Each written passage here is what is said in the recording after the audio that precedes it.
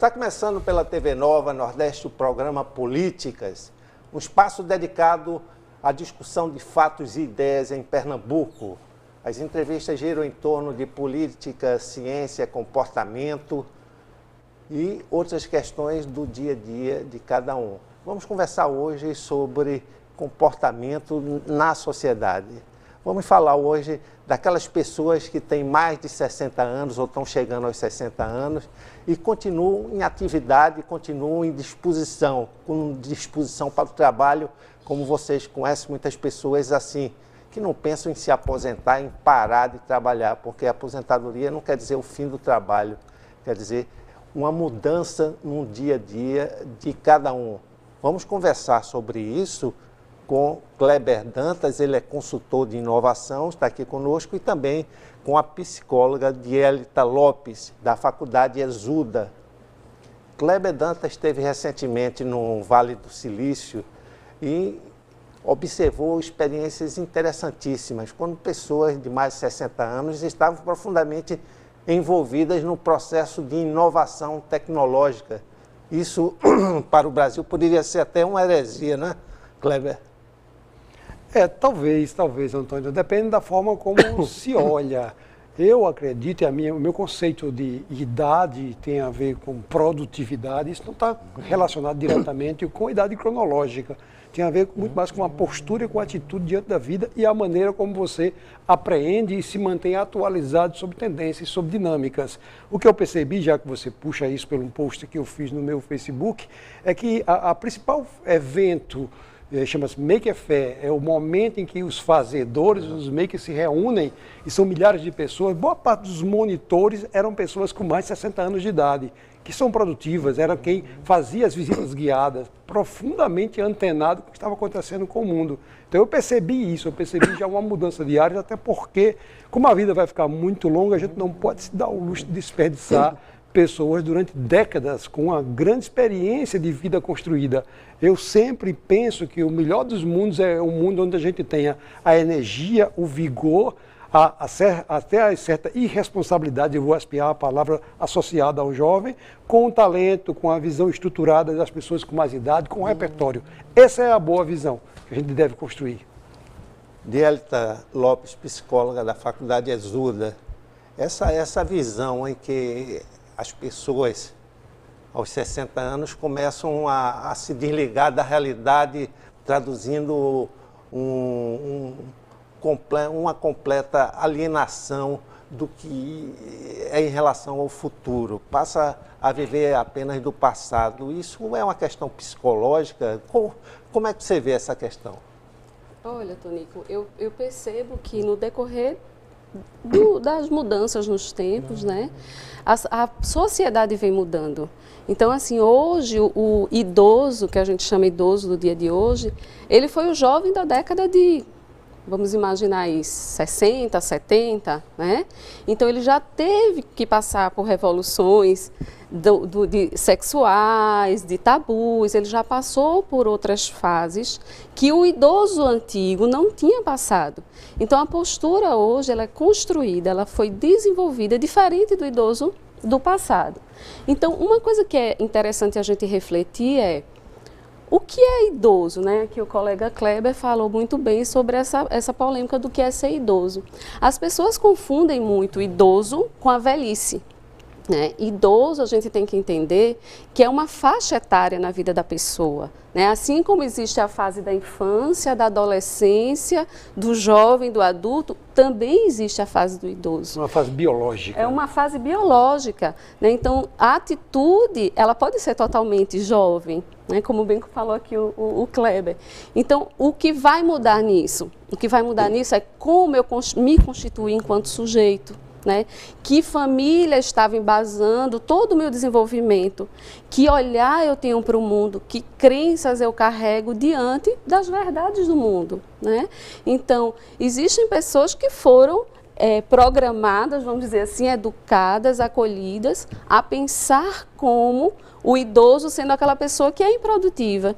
Existem famílias de pessoas que já fomentam a produtividade, o exercício físico, né? Então, cada vez mais a gente observa estudos comprovando que a fase do idoso, a faixa etária do idoso, tem sido vivido com mais qualidade de vida, né? E por que isso se dá? É um conjunto, né, de áreas que têm abraçado essa causa e tem se trabalhado muito em cima da nutrição, para que a gente tenha mais longevidade, o exercício físico, os aspectos psíquicos, né, de olhar a vida de uma forma positiva. O que adoece muito as pessoas nessa faixa etária é a depressão e a ansiedade. Isso se constitui de crenças que nós chamamos de crenças disfuncionais. Então, o que é importante é que esse idoso perceba que ele está se constituindo de uma forma disfuncional e que há possibilidades de olhar a vida de uma forma positiva. A vida só acaba com a morte, não com a faixa etária de ser idoso ou não. Claro. Né? Kleber, você que é uma pessoa que acompanha de perto a nossa economia, conhece muitos empresários, sabe o que é uma gestão de empresas. As empresas ainda têm esse preconceito em relação à idade aqui no Nordeste, aqui em Pernambuco? Tem um preconceito retroalimentado. Ao tempo que você não tem pessoas nessa faixa de idade de 60 anos a que você se refere muito antenado com o que está acontecendo, isso reforça o mito de que as pessoas não têm o preparo devido, o preparo mental, intelectual adequado para a dinâmica e para a velocidade do mundo que, eu diria, envolve as empresas. Esse preconceito ele tem que ser rompido, porque eu conheço pessoas extremamente dinâmicas com 70 anos de idade. Eu tenho 59 anos de idade, não sou nenhum velhinho nesse conceito da falta de energia. Ao contrário, a garotada para me acompanhar tem que correr muito.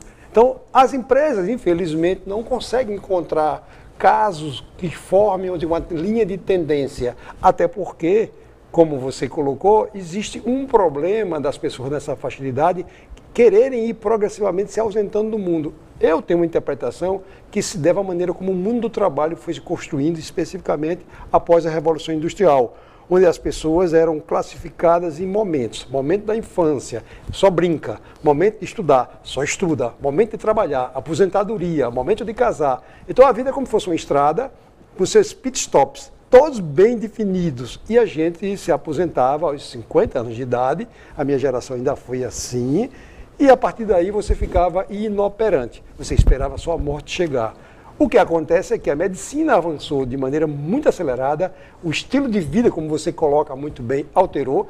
Existe para mim uma revolução chamada-se Pilates. Pilates é a coisa mais revolucionária que eu conheço, porque Pilates resgata ou mantém em você o tônus muscular, a agilidade, o equilíbrio. Isso para mim é libertador. Então as novas drogas associadas ao Pilates e a maneira de você ver o que está acontecendo com o mundo, isso é o coquetel da longa vida. O que acontece é que os nossos velhinhos precisam tomar desse coquetel e se lançar de volta para o mercado de trabalho. E a gente começa a ter necessidade de fazer novos eventos.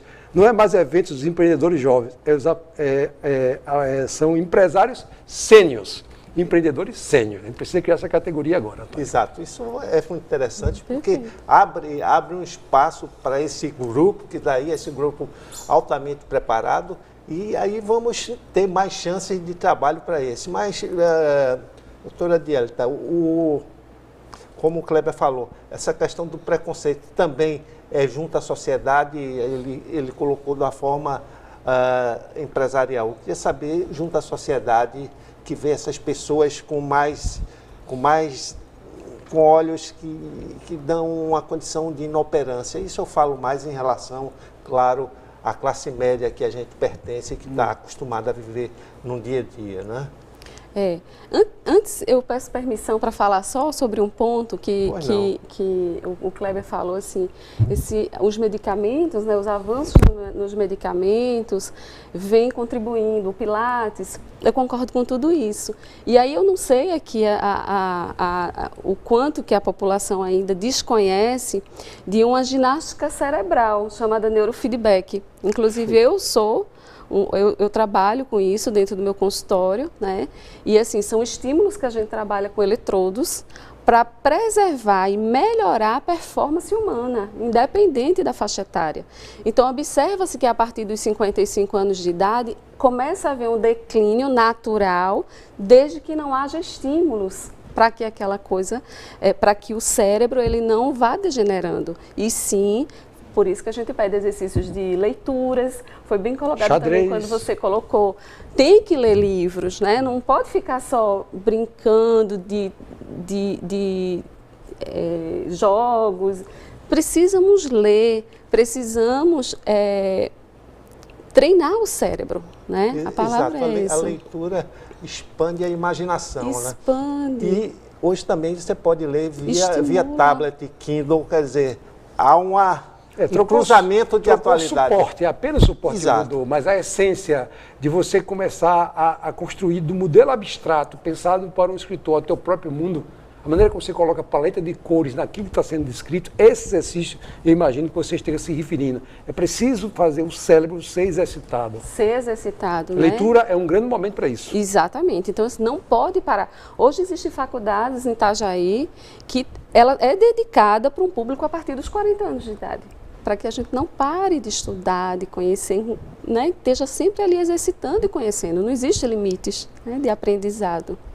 Então, eu quis fazer só esse parêntese em relação à questão medicamentosa. Hoje, dentro do processo de neurofeedback, a gente trabalha com transtorno de ansiedade, a gente trabalha com depressão, a gente trabalha com a capacidade cognitiva. Então, passamos também a abraçar esse mundo novo da neurociências, que trata o cérebro também como ginástica. Assim como o corpo precisa se mexer, o cérebro também precisa se mexer. Né? Sem dúvida. Então, sem desculpa eu ter feito essa... Não, eu acho que é muito queria oportuno. saber também, isso aí vale uma pergunta para os dois, a questão do estresse. Porque muitos aposentados terminam relaxando, ficando cada vez pior, mais deprimido, por falta de estresse. Onde é que entra o estresse, aí o estresse do dia a dia, a tarefa que você tem que concluir, a entrevista que tem que fazer? Isso daí eu queria saber de vocês como isso funciona positivamente. Do meu ponto de vista, o estresse, na verdade, é uma ameaça que acontece no ambiente, isso é o processo evolutivo do ser humano, dos animais, na verdade, mas o ser humano desenvolveu uma capacidade, diante de uma ameaça, o corpo e o cérebro se mobilizam para dar uma resposta rápida. É o estresse que faz a gente saltar uma cerca quando vê um cachorro bravo em cima da gente. É o estresse que gera isso. No ambiente, no contexto corporativo, o estresse é a ameaça de um concorrente que entra. Então, é preciso domesticá-lo. O estresse não é intrinsecamente mal. O que acontece é que precisa ter uma certa resiliência. Você não pode viver permanentemente de estresse. O organismo não aguenta. É como se você tem um carro rodando permanentemente a 200 km por hora. O motor não vai suportar. Ele tem que rodar a hora 200 km por hora e voltar para um momento mais tranquilo. Então, esse estresse, ele é inerente à condição humana, ele não é ruim. Evitar o estresse, a questão não é evitar o estresse, é gerenciar o estresse. O estresse é necessário, é o estresse que nos deixa vivo. É quando boa parte das endorfinas são geradas. A gente tem endorfinas e cortisol, a gente fica nesse sentimento que é um processo bioquímico. Então, é a maneira de tratar o estresse. Eu gosto, convivo muito bem com o estresse. Não tem problema com isso. Eu acho que ele é uma mola propulsora, né, como bem colocou o Kleber, até um certo ponto também, como colocou bem o Kleber. Mas, assim, chamando a atenção ao estresse na faixa etária do idoso, a gente vê muita relação com essa dificuldade de planejar um futuro, né? Então eles se incomodam com isso, geram ansiedades nele por essa questão. Não tenho mais planos para o futuro, já criei meus filhos, um ninho vazio, né? Os filhos casaram, saíram de casa e agora o que é que eu vou fazer? O ser humano ele foi constituído para viver em grupo social. A criança tem o primeiro grupo social, que é a família, depois vai para a escola, depois nós nos inserimos dentro de um contexto de trabalho e o idoso muitas vezes se isola. Né? E muitas vezes é vítima do abandono da própria família. Então, acho que muito desse estresse que o idoso passa, ele vem dentro desse contexto do isolamento, né? Do abandono, dessa falta de perspectiva sobre o futuro. O estresse dos desafios é um estresse positivo, o estresse do abandono não, né? Sim, poderíamos talvez colocar.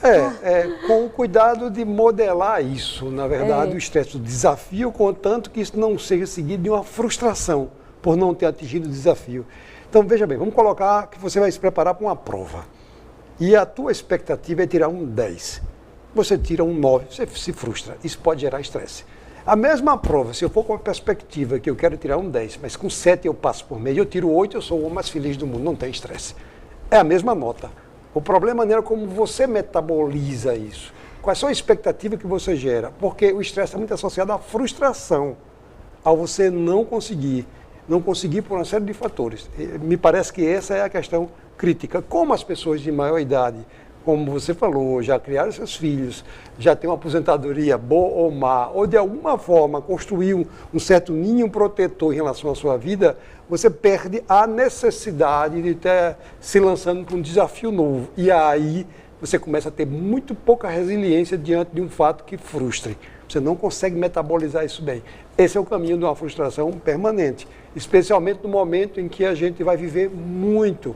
Então, o maior problema que eu percebo hoje na faixa de idade que nós estamos nos referindo aqui é você não ter sonhos. Eu estava comentando que, na minha visão, velho e novo é uma questão de como você percebe o mundo. Velho, para mim, são as pessoas em que o estoque de memórias é maior do que de sonhos. E jovem são pessoas que o estoque de sonhos é maior do que de memórias, independente de idade. Então, quando as pessoas na faixa de 60 anos em diante não têm mais uma preocupação de construir sonhos de qualquer tipo, pode ser um projeto social, pode ser andar de moto com seus amigos, pode ser começar uma nova empresa, não importa. O fundamental é que eles projetem o seu futuro e trabalhem para realizá-los. Essa é uma grande frase, mas eu queria fazer um pequeno intervalo e, na volta, vamos começar com essa frase para os comentários da psicóloga Dielita Lopes. Até já!